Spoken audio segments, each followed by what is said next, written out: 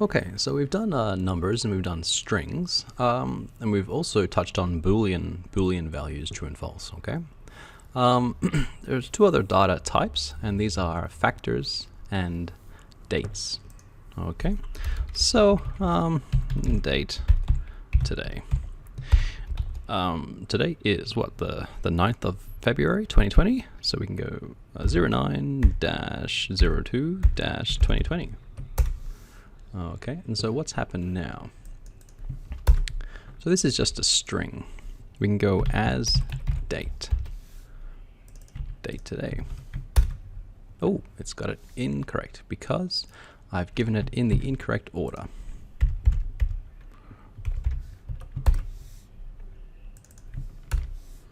Okay, there we are, and now we run it now.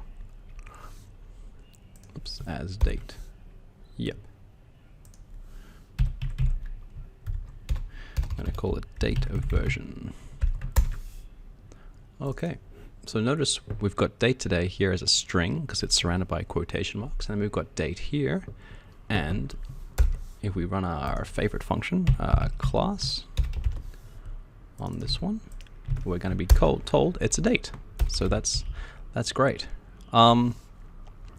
With sometimes, formatting a string as a date, hardly ever do we get the string looking like this. I think this is called the Julian calendar way or something of organizing it. So sometimes, it's, let's just say a new one. Let's go 09-02-2020. Okay, so that's at the moment a string. So sometimes we have to format it like, we've got to specify how it's going to be formatted. How do we do it? It's like this. Day, comma, maybe just one, and then this month, and then this year in capital Y. And we need to surround this in quotation marks because it's sort of giving it something. So if we put it through like that, did that work? Yes. Okay. So it's got a date, and it has also correctly recognized the structure. So there is another package called Lubridate that does this all much easier, much better. But this is just the base way of determining a string as a date. Okay.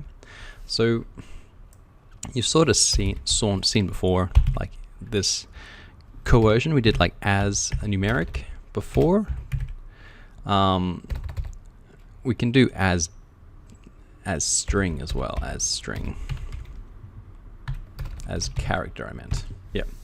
So at the moment that is a proper date, but if we put it as that there, we've moved it to being back to a string. Okay. What about as numeric? I wonder what we get then. As numeric. Okay, so it's, how like Excel stores dates as a number, so it looks like R does as well, in addition to being its own data type. It's probably like days since some date, but I'm not too sure 100% what that is. All right, so that is dates. Okay, and the next video we'll talk about factors.